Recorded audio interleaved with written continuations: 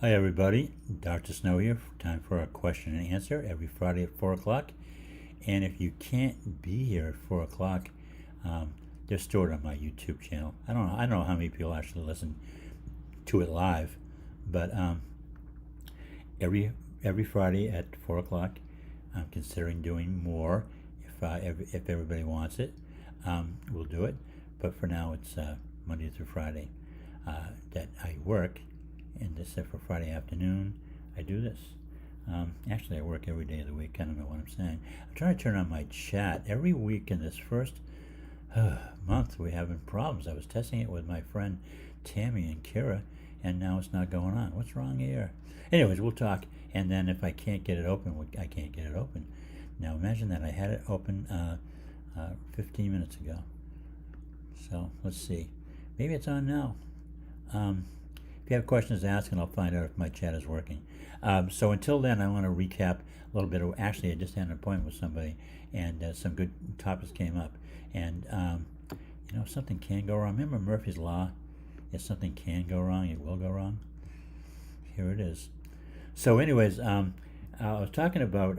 She asked me about pregnancy. She's from the UK, and she said the doctors tell me I can't get pregnant because of my ulcerative colitis, and I desperately want children. And I explained to her it has nothing to do with it. I mean, I don't know how many babies have been born that I've been treating in women, and I only had something to do with it in a couple of cases. Of course, I'm kidding, but it has nothing to do with it. That's like an old wives' tale that you can't. There's no scientific basis on it. You're not at any risk for any problems. Having it. It's just you have an inflamed bowel. That's all. There's no more to it. And she was told, and she had a disease, which she doesn't. And I explained to her, she has what I termed, term I created is AIB. It's acquired inflammatory bowel. Acquired. You got it somewhere. You didn't get it from a toilet seat. You didn't get it from your neighbor. You got it from your pharmacist. You got it from your doctor. And it's not contagious, but when you hang out with those guys, you're going to have something like that. It's the antibiotics that corrupt the mucous membranes. And I also want to, I'm trying to get my chat going here, folks. Also want to review something that we touched on last week. And of course, we're always having technical problems here. I'm slow with the learning curve here. I can do brain surgery. I'm not going brain surgery exactly, but I could take your colon out and put it back in perfectly and do that every day. But I don't know how to work the technological stuff until, well, so it looks like Tammy's on there, says it sounds good. We were doing a little pre-run earlier, and my iTunes kicked in. I didn't know it was on. So the people that are helping me out were listening to Anita Baker and Donovan, and I had no idea what they were doing. So hopefully there's no questions yet. Tammy's on here, says it sounds good. Maybe it's okay. If there are questions, you can jump in. Otherwise, I'll keep talking. It says there are 3 viewers here. So what happened, Kit? I don't think I finished the story. Kit had asked me, he's from Australia, he asked something to the tune of, how come everybody has antibiotics? How come some people get inflammatory bowel and some don't? Well, I love that question. I love this answer because it tells you a lot. I was telling someone earlier, too, that when you take the $195 GI Cure course, the protocol, you're getting an education. What I put in there was exactly what I know. So when you get treated for whatever, you're being taught as if you're in school. My school, not their school. And this is one of the important lessons, most important. Okay, I think we did part of the show, and then the technical problem started, so I'm going to start from the beginning. There's Mandy on the line. She's also very supportive. If you have a question, Mandy, let me know. We're taking care of your loved one, you know that, and you're going to get a response from me later on. Just one of the nicest people I've ever met, Mandy. Loves her kid. I'll tell you about Mandy real quick. Her life is on speed dial. I've said this before. I'll send a message to her saying, "Hi, Mandy," and like before my finger's off the button, she's got a response, like a full paragraph. She's got to be really quick or psychic or psychotic maybe, but she's a very, very encouraging person. She's very positive, and her loved one's going to be healed. We're going to get the good news soon. So I have a question from Tammy, so I'm going to bypass my story for a minute and go with the questions. Let's see, is a probiotic with a prebiotic better than one without a prebiotic? Good question from Tammy. Okay, you gotta remember my story about the prebiotic. The only prebiotic, only real one, is colostrum. Think about it. Child is born.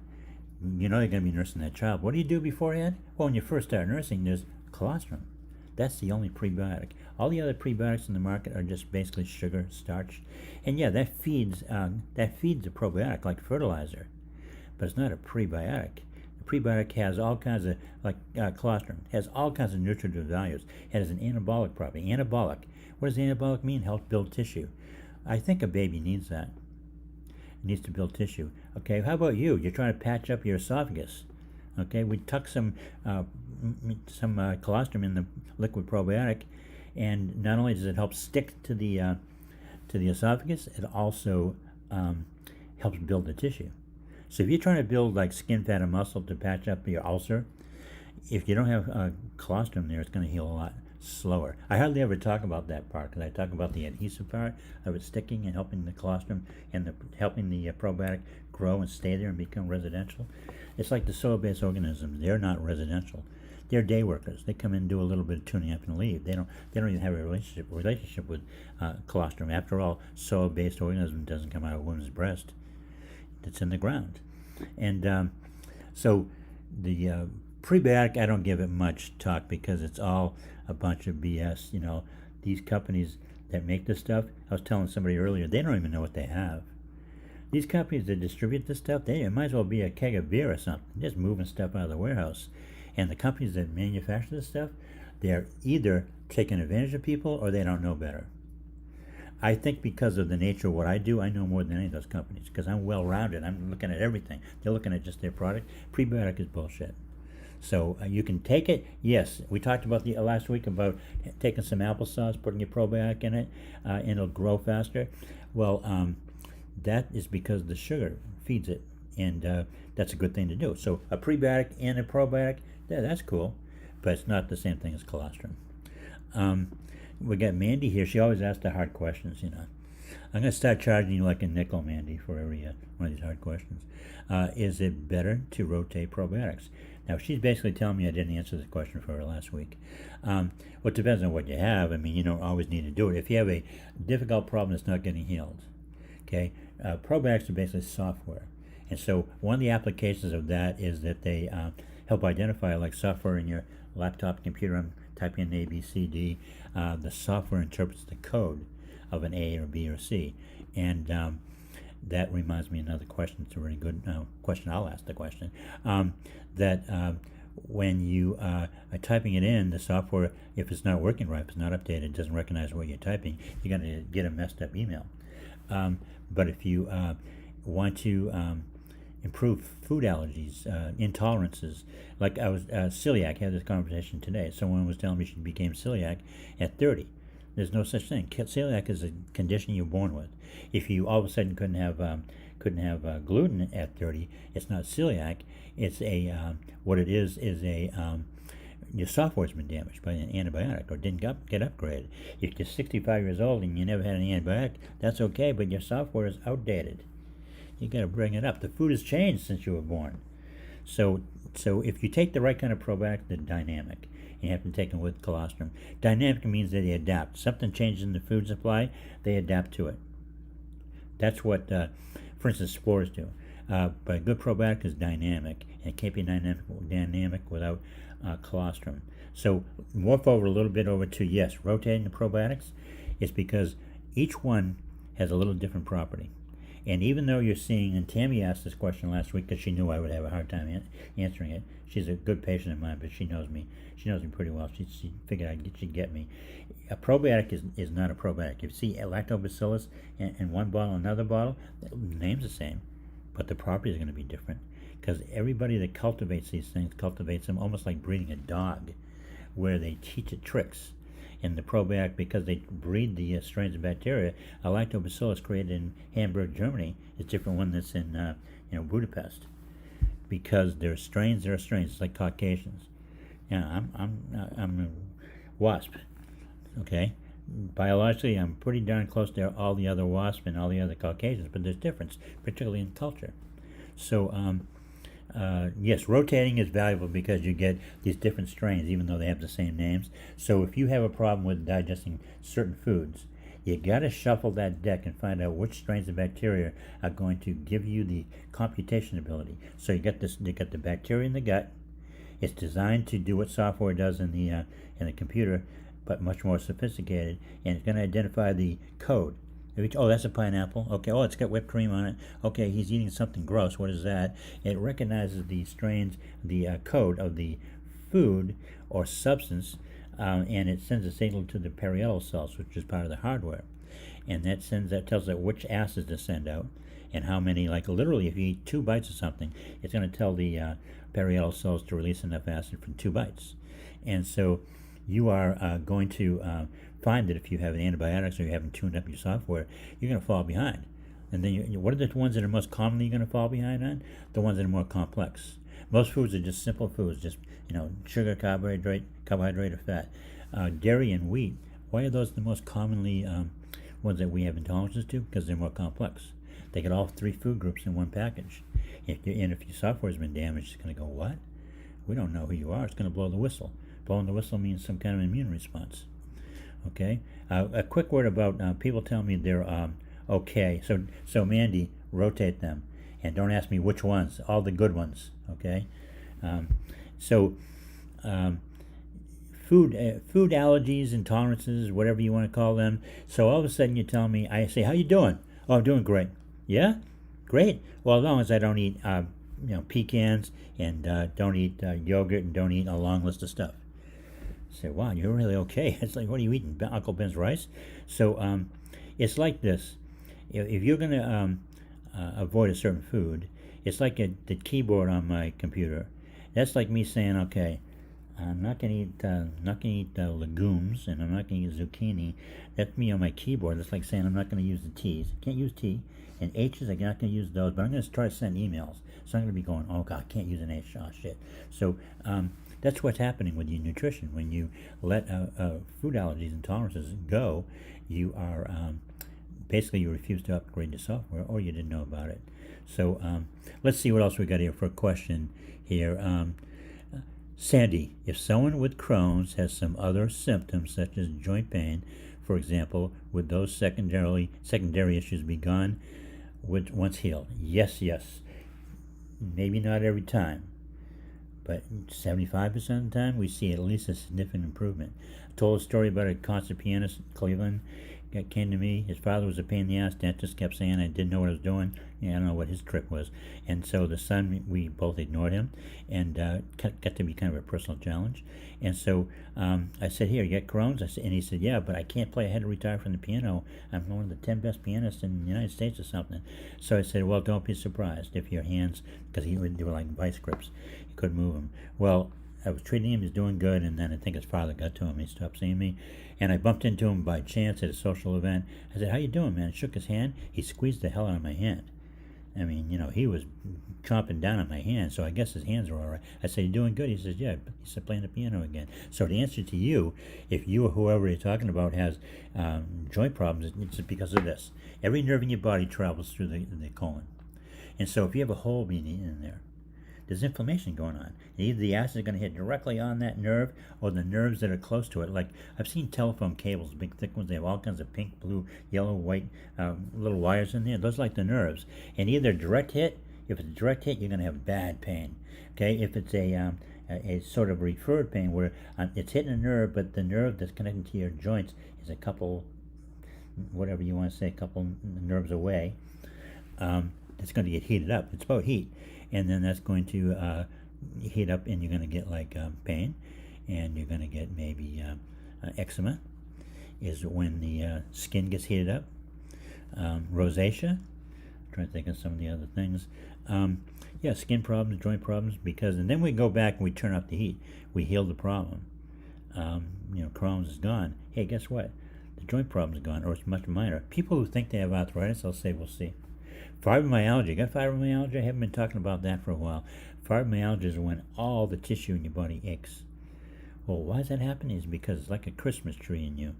They shot you full of antibiotics, and then they say, see you later, and everyone's this big mysterious condition. Is fibromyalgia created by a germ, or no? Is it hormonal? No, Sjogren's disease. You've heard of that one, dry as the eyes. That's another one that can be improved by fixing the GI problem. Most of the people I see with Sjogren's, it's women mainly who pass menopause. See, the estrogen. When you have mucosal lining covering tissue, like ovaries, that protects it from the estrogen. Estrogen is like acid. And if you don't have it, you're going to get these ovarian cysts if you don't have that covering it. How don't you have it? Antibiotics. A lot of girls, teenage girls, they have acne. A lot of antibiotics, they end up with ovarian cysts. So that's acid eating a hole in your ovary. Sjogren's is the eyes get dry. Why? Because the antibiotic took away the mucosal lining, like the inside of your mouth, your cheeks. Slimy there, right? You just think, it's just saliva, right? Well, it's not exactly just saliva. It's mucous membrane in a thin form. It's supposed to have that everywhere, including your eyes. Vaginal dryness, there you go. You say, well, it's because I'm 72. Well, not exactly. Let's see if I finish that question with those secondary issues. Yes. Tammy, is it normal to have a change in bowel movements sometimes? For example, do people without these issues still get diarrhea sometimes from food poisoning? Yes, or something that didn't agree with them. Yes. You get some normal things. The thing you're getting rid of is the chronic problem. I'll give you an example. If you go out to dinner with your sister and you have a sandwich and you split the sandwich and it's tainted, okay, it's tainted. There's something, salmonella or something on there. You both eat the same, still got the same junk in it, but you've had a lot of the antibiotics and she hasn't. Well, we'll switch it around, make you feel better. You're the one that hasn't had the antibiotics. She gets sick and you don't. It isn't because you ate the part of the burger that didn't get tainted.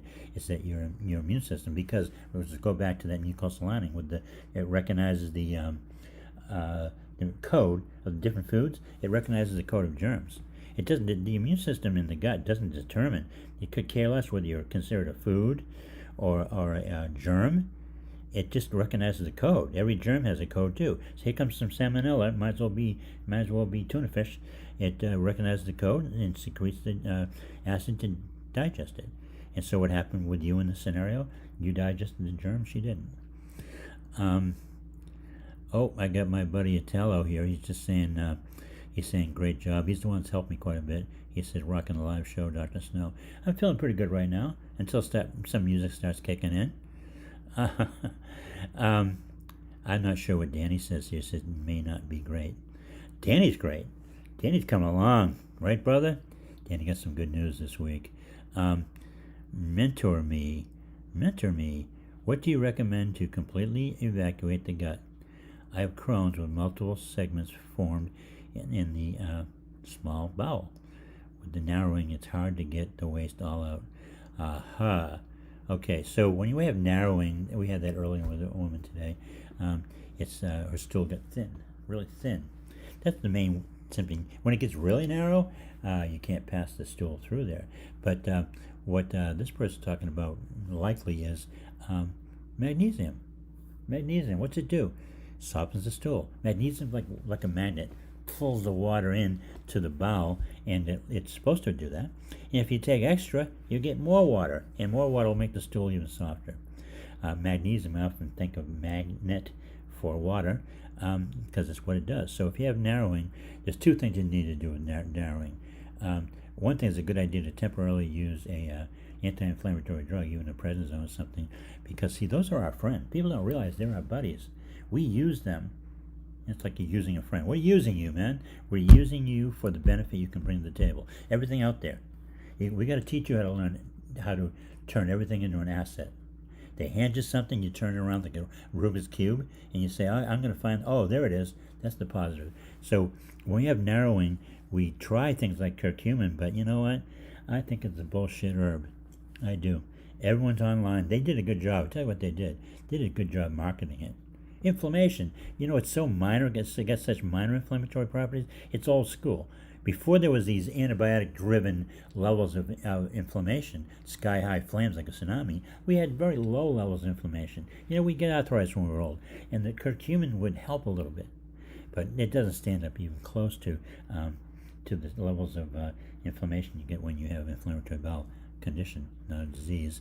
So sometimes we take a legitimate pharmaceutical anti-inflammatory to do what? To prove that, this is what it actually is. We reduce the inflammation, the gates seem to open up. We don't stay on the drug. We stay on use curcumin if it's really minor. I hate to even say that. We find out about ourselves when you take a prednisone and the gates don't open up some. That means you get some scar tissue in there, because scar tissue does not respond to anti-inflammatories. Okay, let's see. There's something to clean up the gut. That's not going to answer the rest of the question. Yeah, you tell people, well, you can take magnesium tablets, which will do it, or we can sit down today and take some milk and magnesium and spend a couple hours in the bathroom. Boom. Everybody does that, so I feel fantastic, because you're getting all the stuff out of you. We're not going to live on milk and magnesium, but we're going to use it for the circumstances we're in. So what's going on with Danny over here? We'll go back to Danny. What are your thoughts about CalMag supplements with calcium ascorbate? Don't like it already.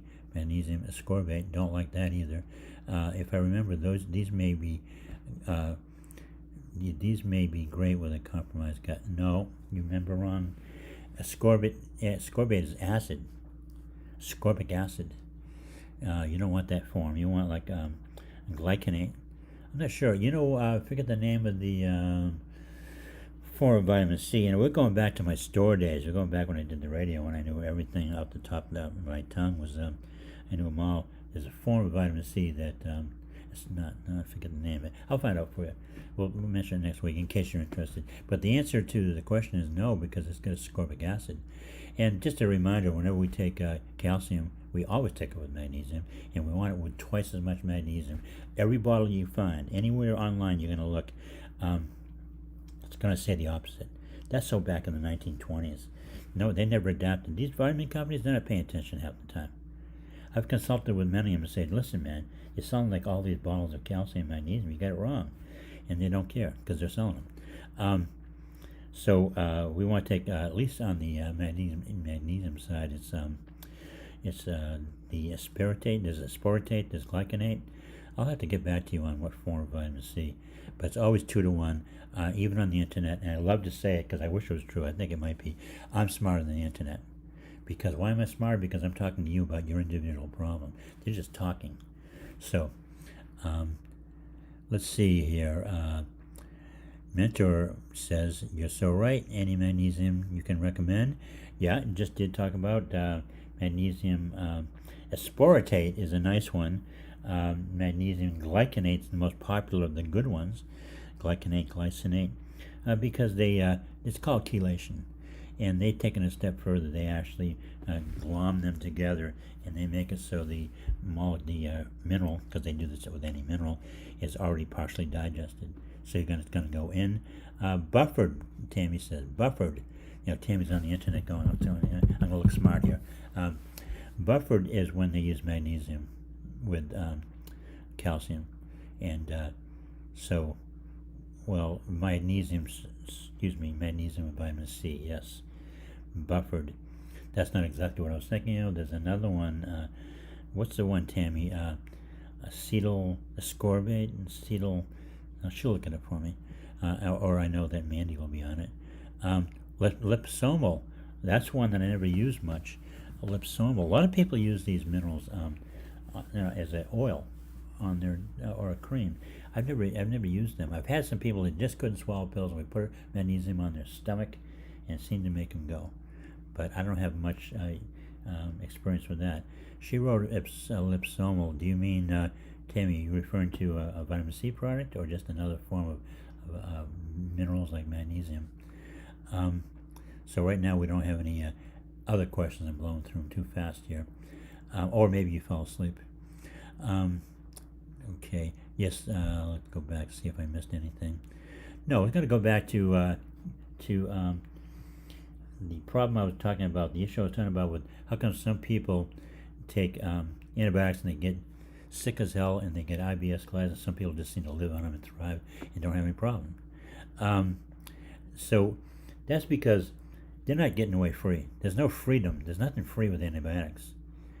We like them for what they can do for us, but there's a toll. They always take their price. They take their pound of flesh. Is that so? You and I take some antibiotics, and you get terrible diarrhea. I don't get diarrhea. But what happened to me is that my lungs might be compromised. Might be on my way to asthma or sinuses or prostate.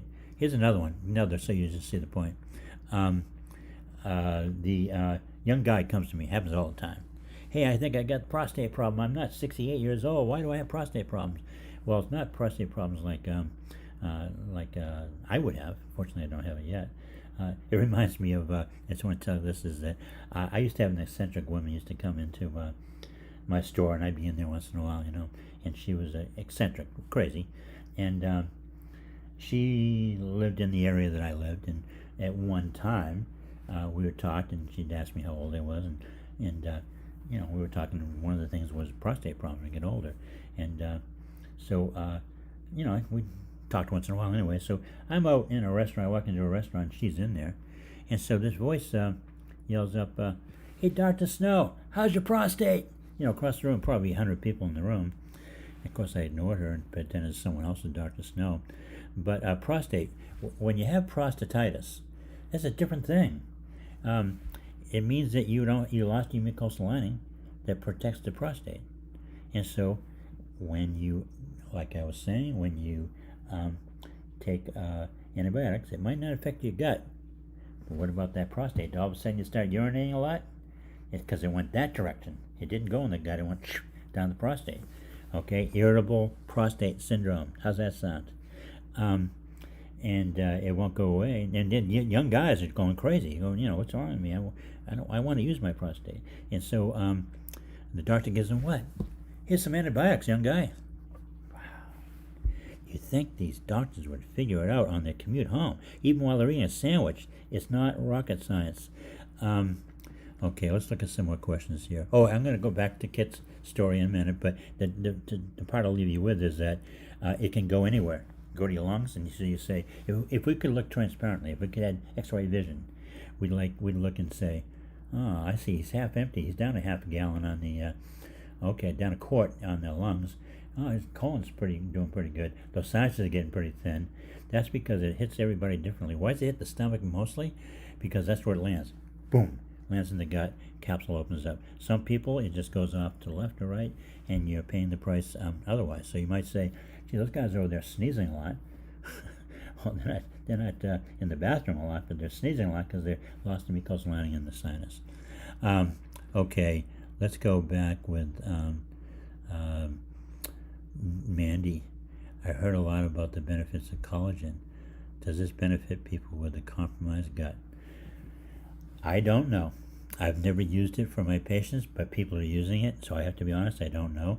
I almost wrote a script for that today, and I decided not to use it for a woman out in Denver. And I don't know. I know one thing, it's going to help your joints. That's what it's primarily for. Our ancestors used to eat everything, the cartilage and everything that they didn't know, perhaps, but they were feeding their own joints. Collagen, I don't know. I don't know, but I'm pretty sure that sucking on these broths and things aren't going to help you. You talk about old school, that goes all the way back to the cave days, So, okay, Danny, does the protocol also heal sinus or other specific supplements for this? Okay, good question. Really good question. Thank you. Does this protocol fix sinuses? This is what I'm so overwhelmed with. I didn't realize what I had developed until years later. Like I said about the arthritis, sinuses, all these other problems would disappear, because then I said, listen, let's pretend this is real, because most of the stuff I made up and then I had to convert it into reality by applying it. I said, what if the sinus is like a bowel? It takes, stomach, takes stuff in, What's it do? It's got to digest it, pollen, dust. What's it do? It releases a hormone called histamine, which is another word for digestive enzyme. We need the mucosal lining covering the inside of the sinus. If not, the histamine bombs the tender skin, just like the tender skin of your bowel. Causes what? Mucus. Here comes some water and mucus. Water, just like our water that we produce for diarrhea to get rid of the acid when we have diarrhea. Oh, here comes some mucus too. I said, this is looking like it's real. I think I'm making it up, but maybe I'm not. And yes, when you put the magic protocol, a lot of this is going to be hanging in the knowledge base. And when you buy the 195, you don't buy the 195, you're not going to get this information. I call it the 195 GI Cure Protocol. You're not going to get this stuff. You're going to have to catch me on the podcast here. It's going to go to your bloodstream. The protocol we put in your stomach. Say, hey, Danny's got some IBS or whatever. Okay? It's going to go up through the bloodstream and set up camp in every cell. Think of it like a crystalline shape something. Here it goes there. Well, it goes everywhere. So it goes up your sinus, and what's it do? Mucosal lining. And now you have protection against the enzyme, the histamine, and things go away. I mean, when you do it properly with colostrum, you create a mucosal lining in your sinus. So yes, that's a good question, and I love the answer, maybe because I made it up. It happens to be real, though. It goes to every cell in your body. People say to me, can it help my thinking? Because I think clearer. Well, your brain's made of cells. Okay, something called a blood-brain barrier. The reason we love that spirulina is because it goes into the brain. Not many things can pass through there, and what we do is use ginkgo. Ginkgo is like an escort. It's like a zoom. What do they call it? Lyft and the other one. I never used any of them. They pick you up at your house and bring you to the airport. Well, the ginkgo is like that. It's a escort limousine. And you put something in it. We put some spirulina in there. Let's put some glutathione, whatever the hell that is. Put some zinc in there. And then on the other end, the doorman, is MSM. It opens the door and says, come on in. Ginkgo drives it to the location. We say thank you, give it a tip, go in. Oh, here comes the MSM, opens the door of the cell. Osmosis brings it in. And then, oh, by the way, we have mucosal lining in here, which is going to recognize the code of that essential oil that was delivered. For the purpose, because you get dry skin, right? Oh, here comes she took some fatty acid capsules and they made it all the way down the skin. The eczema is gone. There's no mystery here why this stuff works. It's not like, oh, that's magical. No, it works. Being healed of IBS class Crohn's is a miracle. Okay? There's no one else that knows how to do that, and I'm thrilled that I know how to do it. But the application is all of the other things that we can't name something.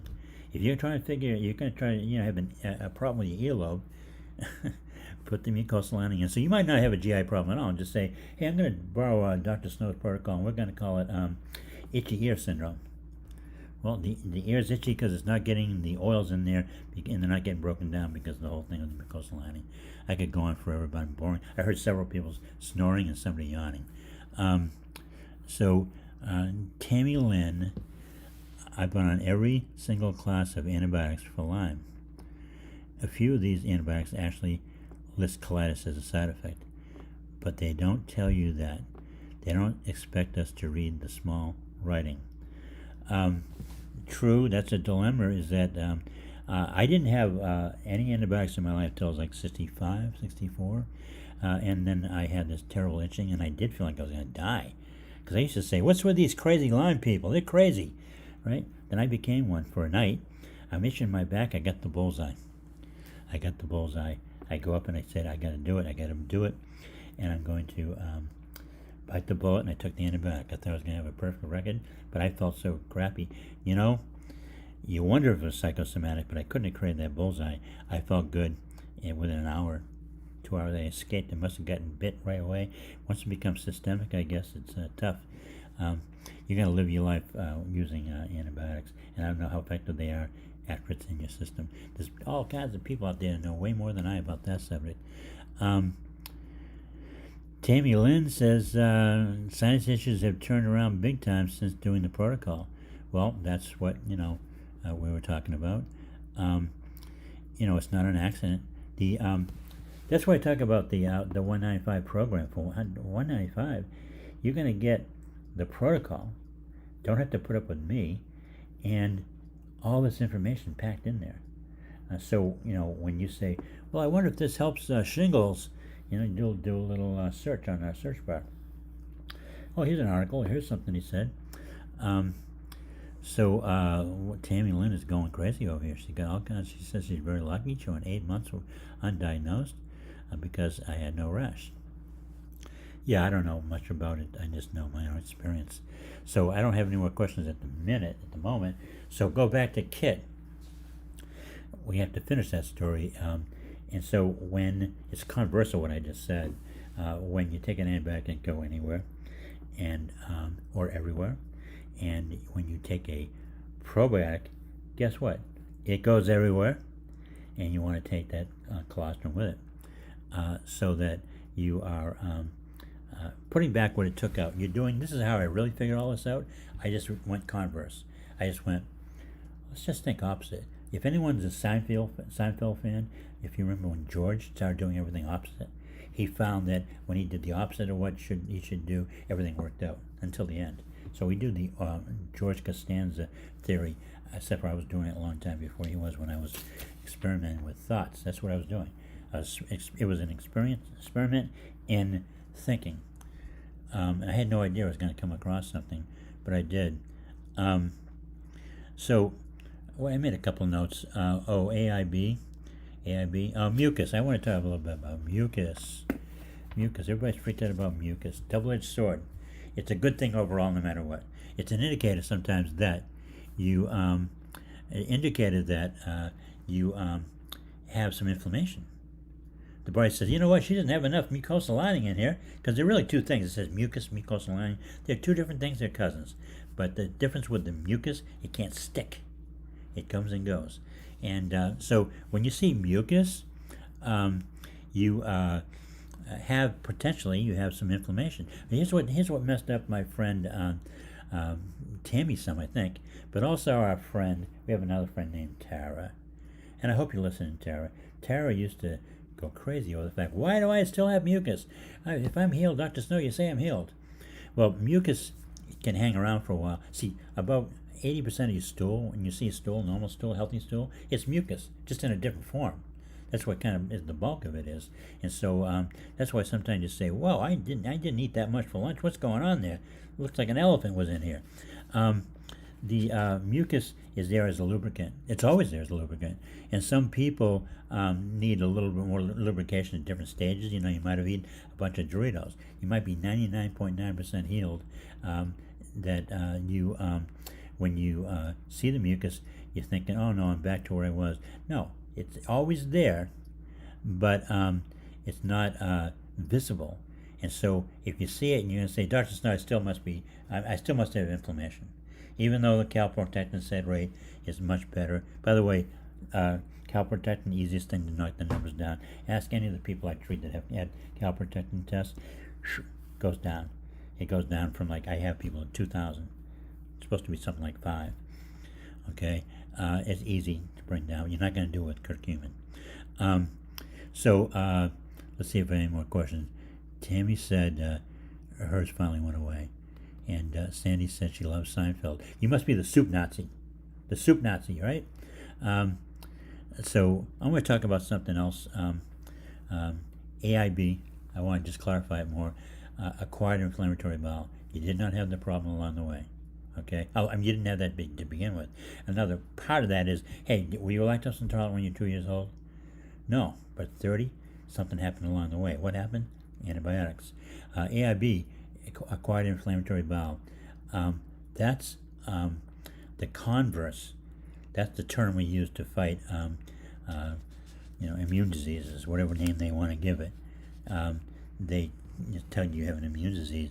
Man, I was telling somebody today, I love to say this because sometimes it scares the shit out of people. I like making them, I'd say it's a two-part question, I like making them feel good at the end because it makes me look like a hero when I say something good. 10,000 people in Greater London all have the same problem. Oh my God, they are sitting in their doctors. I was scared to death. They're going to get the same paper they got last month. No, well, not last month. These doctors don't see you for 6 months. How are you going to fix somebody if you don't see them for 6 months? Well, it's because they don't believe they're going to fix anybody. There's no fix. Until we give them my program, and all of a sudden the prolactin comes down. They're told, by the way, we're told over and over, we're told, there's no cure, nothing can be done. It is what it is. It's a disease. Nothing can change it. Okay? We put them on my protocol, the GI cure. Sed rate drops down, prolactin drops down, and they feel good. Okay? Sandy says, no soup for you. How about master your own domain? Let's see what your comment about that is, Sandy. Are you a master of your own domain? Let's see what she says, yes or no. I'd say yes or no answer, Sandy. So what was I talking about? I wasn't talking about mucus. Someone remind me what I was talking about. But I jump around too much, I think. But I have so many thoughts that I want to share with you. Oh, I'll recover it. AIB, they are, I was going down that road, I think. They don't know what it is. Now, listen, do what I did. It took me a couple months. I tracked every single thing down, like where's the proof that it's immune disease? Where's that document? Where's that proof?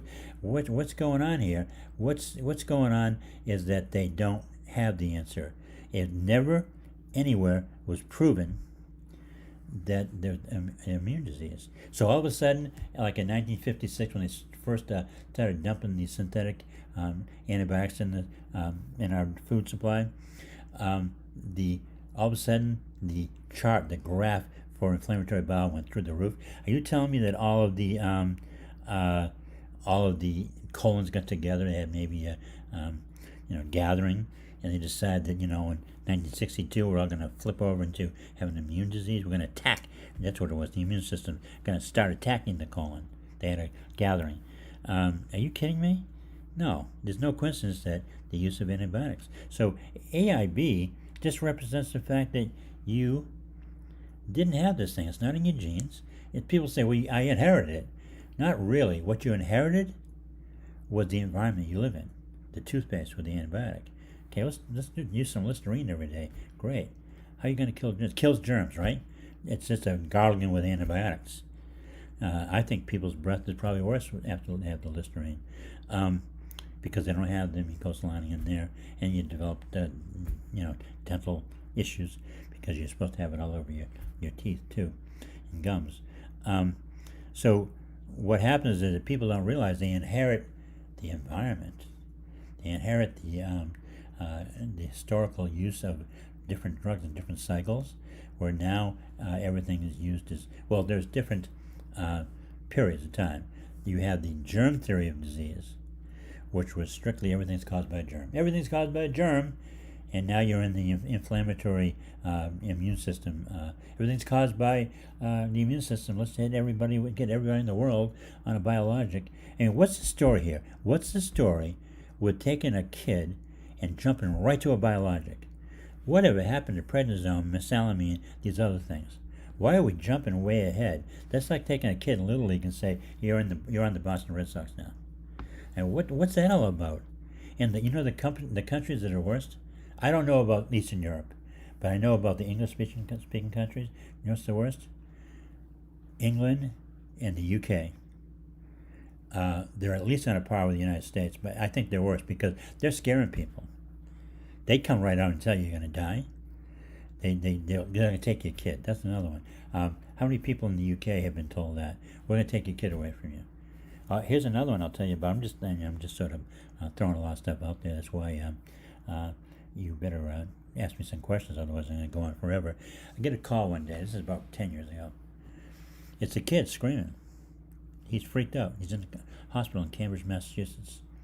And so he's screaming. I said, calm down. What's the matter, man? He's like 14. He says, they're going to take my colon, they're going to surgery. He's sitting on a gurney waiting to go in. And his parents, I hear him fighting. Parents were divorced or separated. One wanted the surgery, one didn't want it. Father was being overbearing, and he was kind of taking control. And turns out, the kid doesn't have any rights. The kid can't decide whether he wants the surgery. Mother's freaking out, father's screaming, and turns out, I didn't hear it. They said, I gotta go. It's gonna go into surgery. So I get 4 years ago, maybe 4 years later, I get a visit for an appointment with a young fella, nice looking guy, and looked physically fit. So he says, "Remember that phone call?" I said, "Oh yeah, I do. Who are you?" He says, "Well, I'm Derek." And so he lifts up his shirt. He's got a bag. And all because the father just wanted to be a bastard, I guess. So kids don't have any rights, and they're going to do what their parents want them to do. Another story about that is that there was a swim team up in Maine, that the high school team, and the kids were all coming down with Crohn's. So there was probably 15 kids from one high school and then some other kids from other high schools. They all swam in the same league. And apparently somehow it was determined that there would be a certain amount of chlorine put in the water. These kids are spending a number of hours, all week practicing. And chlorine's an antibiotic. Keep the from algae and bacteria from growing. And these kids were all getting sick. So the mother comes down to see me. She says, "I'm representing like all these people," and her son was with them. And she says that they want to rip his colon out, and they all the other kids, they're lining them all up for surgeries at this doctor's office. So I said, "Well, that's not, I couldn't figure it out." My colleague Scott figured it out, and I blew my mind. I said, "I'm supposed to figure that stuff out, man. I'm going to tell everybody it was my idea." So I have. I've said it's all me. That's what I do. I steal from everybody. So get the kid. I forget his name now. His mother, they're from Waterloo, Maine. There's a testimonial on my website. We get his name. He get him straightened out, and he's doing great. One by one, the other parents are coming down in to see me. I probably saw 10 of them, anyways. So I get threatened. All of a sudden, I get a threat from doctor's office. There's a bunch of doctors, because they were lined up to do surgery, and then everyone canceled as one by one. Another one, boom, another one, boom, another one, and I don't know if any ended up having the surgery or not, but I might have seen 10 of them, and stayed in touch with Jody. Jody was her name. Talked to a few of the other parents, and what a game changer! I am sure there were some kids that went the colostomy route at 17, 16, 15 years old. It's amazing how your destiny, I guess. How do you, think about how tender it is. You could go left or right, and you don't know what the F is going on, so you're scared to death, and you just go, okay, I'll go with the traditional route, because my parents are going to freak out if their grandchild, who's this? I had one. Maybe he's listening. The son, he's in his 20s, maybe early 30s. I get an email blasting me. It's of course this anonymous thing, some fake name. "You're treating my son, and you're a fake, and you're no good, and you're this and that." And so I wrote back. I said, "F you." I said, "Why don't you call me? We'll talk." This always gets everybody. People challenge you when you say, "Let's talk on the phone right now." They never call. So I'm like, "Who the?" Oh, she said it was his mother. That's what it was. Weird name. You can tell it was fake, but I'm his mother. Named him and everything. So I said, wow. So I didn't know whether to tell him. Finally I said, your mother wrote me a wild email, and he didn't know anything about it. Turns out she says she didn't do it, and he thinks that it's some kind of hacker. I said, that'd be too wild, that some kind of hacker. But I get stuff. I just get emails saying "fuck you," like I said on the Facebook page. He said "fuck you." I said, well, I tried. I spent a whole weekend trying, but I found out that I never left the house, and I couldn't sit down. I had to stand up I'm now cooped up in the house, and I couldn't sit down. So no, fuck that. I'm not going to do that anymore. So tell me to do something else. So looking at the clock here, we have no more questions. I'm going to talk a little bit more, and then we're going to go. I'm really dry, so I'll take a sip of water too, a little bit of whiskey, and so I have a lot of stories, and they're all true because I've been doing this for a long time. Some of them are graphic, so I'm going to be telling those on my own personal private group. We're going to open that up maybe next week, where the things I can't say out loud, I'll say it out loud, but in the Facebook page. Dr. Albert Snow on Facebook. that's where it's going to be. And we build it as going to be the wildest, wildest GI cult going, because it's a unfiltered. And if you don't swear every sentence, you're kicked out. So practice up your swearing. There's some people out there. I said to join, you have to. There's a threshold. You have to say a sentence with 6 swear words in it. You can't repeat them to pass. Otherwise you can't get in the group. And I got some really colorful ones. I'll tell you, there's some really beauties out there. Words I didn't even know were swears. And then one person wrote them backwards and forwards, which I found the backwards one a little bit fun. But what else do I want to say before I sign off? I always have these notes around. Where's my notes of things I wanted to say? What's the worst food you can put in your mouth if you have inflammatory bowel? Oh, I know what I want to say. I talk about fiber. People think, well, you're against fiber. What do you mean no fiber? It only applies when you have inflammatory bowel. Fiber's not going to cause any problem. It's going to rough up your bowel if you don't have the mucosal lining, because you're supposed to have the mucosal lining to protect against the fiber. Another thing I wanted to say, people asking about butyric acid. Butyric acid, it's the combination of the probiotic bacteria. It tells you how awesome nature is. It's the combination of probiotic bacteria, and then here comes fiber through your system. Natural dietary fiber, it could be a fiber supplement. And they interact. Mainly the probiotic eats it. And in the digestive process, it converts it into a certain kind of fatty acid. Okay, so what? The fatty acid becomes part of your mucosal lining. So it's not just, that's why they'll tell you to eat a well-rounded diet. I used to say, F you, man, well-rounded diet, what's that mean? Until I found out really it's the truth. You go, hey, doctor, what should I do? Eat a well-rounded diet. Give me a break. But the reason you want to do that, you want to eat some of everything, is because the fiber will turn into butyric acid, which forms a more solid mucosal lining. So you don't have to do anything special. You can even get it just from your dietary fiber. I'm proud about Twinkies. I delivered Twinkies to the world as just a superfood if you have inflammatory bowel. Someone asked me, they said, what's the story? They're new to the group. Say, what's going on with all this Twinkie stuff? Well, Twinkies don't have fiber. Not many things like that. I looked at the Devil Dogs, and they got like 0.5, I think it is. And I called the company and said, man, you get rid of that. 0.5, I'll be promoting the hell out of you. You're going to have to throw a few Devil Dogs at me, and they haven't got back to me. But I got so many.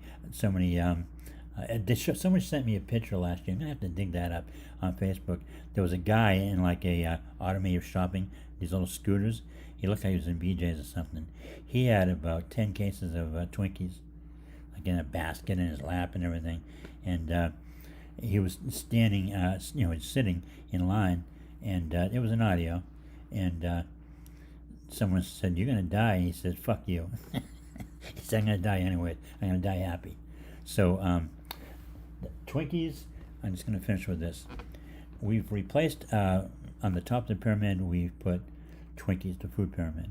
And we started off kind of conservative just at the top. But it turns out we've replaced everything. Everything, the food pyramid is just Twinkies. Why is that so important? And then what's the one downside? I'll start with the downside. You can't produce butyric acid. Imagine that. Can't, because there's no fiber in there. But all the other things are, it tastes really good and doesn't have fiber.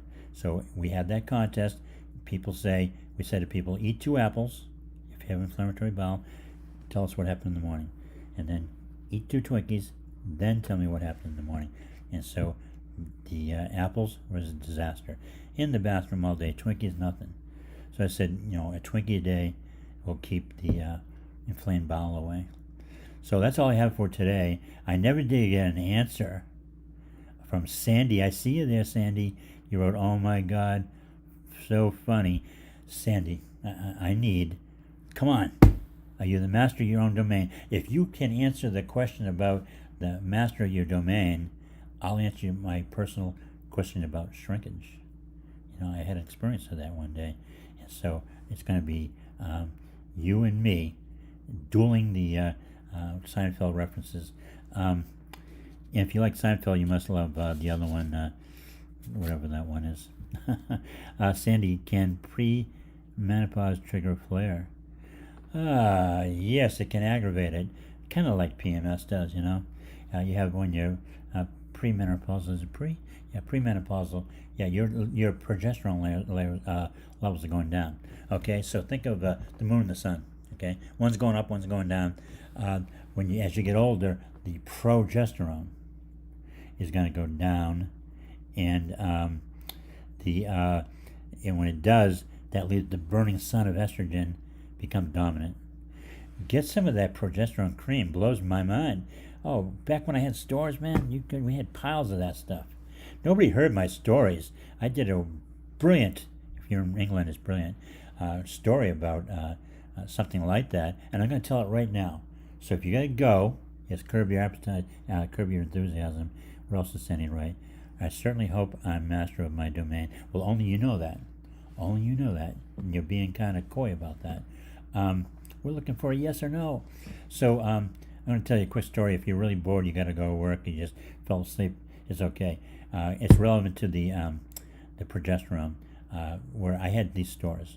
I don't think you heard this because I did a audio that sounded so bad talking about this that we just deleted it. I deleted like the first 10 shows I did. So I had these stores, and I had an older couple. I was older when I was probably only 40 then. They were in their like early 80s. Coolest people ever, psychic, world famous, and Steve was just a madman. And so, and Steve was working in my store for me, and they had been legendary in certain ways around certain circles, natural healing circles. And they said they're going to work for me. Hallelujah. So Steve was kind of a wild man.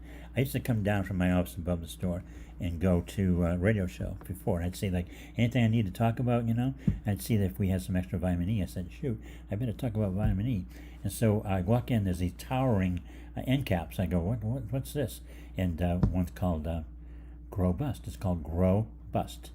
So I said, well, what's that? I said, Steve, there's like an endless row of them. It's all the way down the aisle. How many? He says, well, I bought a special. What do you got, like 28 cases?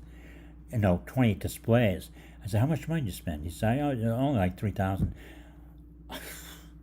I said, I didn't wait for the radio show. I grabbed a bunch. I said I was going to talk about vitamin C. I got to talk about GrowBust. I got to figure out what I'm going to say now. I got to get my money back. So I'm like, hey, folks, changing plans. We're going to talk about something new in the market. Fantastic. If you're kind of light on the top end, you're going to want to hear this one. And I said, it's for some of you guys, too. They're kind of funny. You want to grow something? Yeah, there you go. It's good for you, too. So I said to her, I did the whole show. I said, I'm reading the label as I'm talking. I said, how can I convert this into something that's coherent? So I said, if you want to grow bust, go up to the store up there in Medway, Massachusetts. And we had a bunch of stores around. I said, go up there. And I said, as a matter of fact, and the reason I was going to say this about Marion was her name. Marion's job was to keep an eye on Steve, so he didn't do these things, because he'd done things like that before. Marion, your job is to keep an eye on Steve. Don't let him do that, and because he'd done stuff like that in the past. I said, I'm going to take it out of you, maybe take it out of your pay if he orders something. So I said, I'll fix Marion. They were in a building. We had an aluminum siding, old school, and the radio waves wouldn't go through there. You couldn't hear it. Didn't know what I was talking about on the show. So I said, listen, go, everybody, go up to the Medway store. Go up there.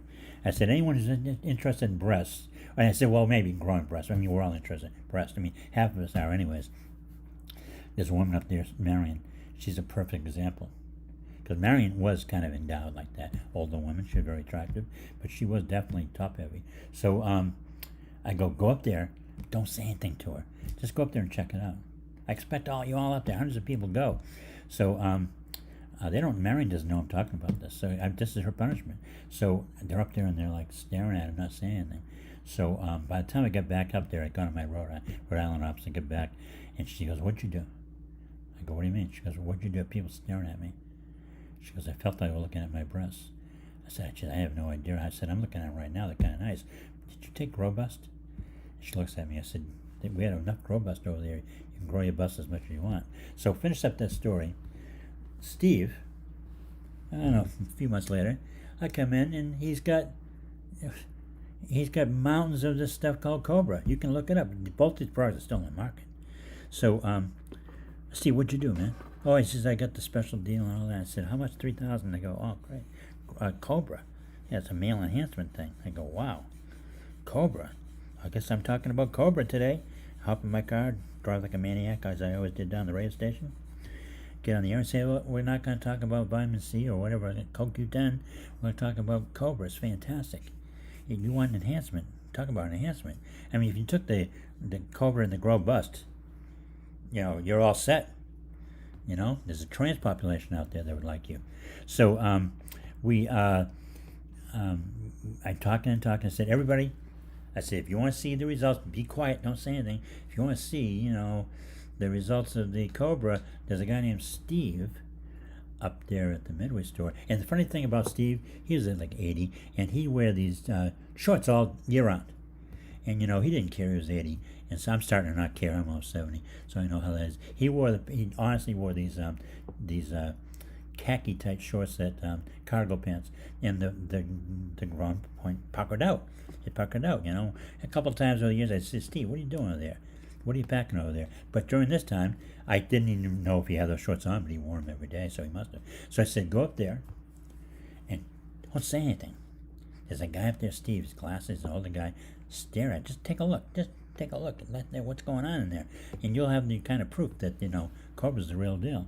So sure enough, I'm saying, go up there. And the real deal was always I wanted to go up there and buy Cobra, but let's torture Steve. So I go up there and Steve's smiling.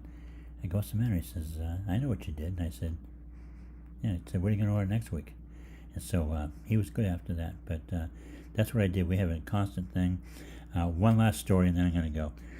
Store. I think I told this one on the same show that I deleted. We used to have contests. Anything. We used to make up on the spot.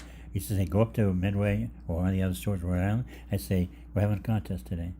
What's that? It's if you wear a weird hat, you get a prize. So everyone's showing up with weird hats. Too many people. I said, we can't give away the whole store. You have to make a weird face along with it. So, weird hat, weird face. And we had our little panel of people, our employees. We used to huddle sometimes and say, we're going to decide whether you win. And we always say, no, you didn't win. You got to go end of the line. Face wasn't weird enough. So we're going all the way through a weird hat, stand on one leg, make weird noises, and then we get to the one, we're weeding them down a little bit. It's still too many people. So I said, we got to pull something out. I said, okay, folks, this is on the radio. I said, that fart noise you can make with your hand, kind of wet the hand, and when you were 12, that one, the boys certainly know. I said, if you do that after the funny face and all those things, you're going to win a prize. So they're all up there trying. We get our little group together and said, no, the fart noise wasn't loud enough. You know what I mean? And silent but deadlies don't work. You can't do that with the hand thing. So this woman looks like she was going to be the winner. And she did the whole thing, went through the whole thing. She had a little son with her. He's probably about 5. And so she says, and she's smiling, she goes, hit it, Tim. That was the last thing was the noise. And Tim starts going, boom, boom, boom. And we had our group together, and we decided she did not qualify because it's in the rules. You have to do everything yourself. And we hadn't written the rules up. I said to her, but if we had rules, it would be in there. So you didn't win. I'm sorry. You have to do it yourself. You can't bring Timmy along. Okay? So she didn't win. Nobody ever won a contest. But we gave plenty of stuff away anyway. I have many more stories like that. If you don't like them, just send on the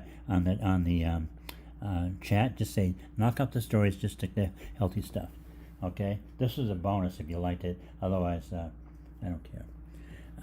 So this is signing off for today. Remember, Holistic Gastroenterology, the $195 GI Cure, it's the way to go because it's going to take a load off of me. I have people right now saying, stop talking and answer my email because you wouldn't believe it. Here, listen to these pieces of paper. Listen to all this. These are notes from people that are pissed off at me. So if you don't want to be one of them that's pissed off and get healed, go there and buy the $195 package. And unlike the 2 or 3 people who emailed today, said, hey, where's my appointment? It's $100 less so you don't have an appointment, and you have more than you would get from me. So consider signing up. It's probably be the best thing you ever did. Plus, you'll be part of a community that are going to be people who are the scenes behind the scenes. We're going to have our own little group of people. And by the way, anyone who's not part of the group called Dr. Snow's Patients Past, Present, Future, go there. It's a great page, no one argues. There's no arguing, no snipping, and everybody's very supportive. We're also going to have our own group at the GI Cure. Everybody seems to like each other. A lot of people have hooked up and been friends. I think we have a couple babies because of it, so it's a good group. So I'm going to sign off now, and I'll be back next Monday. Okay, it's Friday, not Monday. Friday. I'm thinking about doing a thing on Monday, so I'm going to pull that back. But it'll definitely be Friday. Okay, thank you.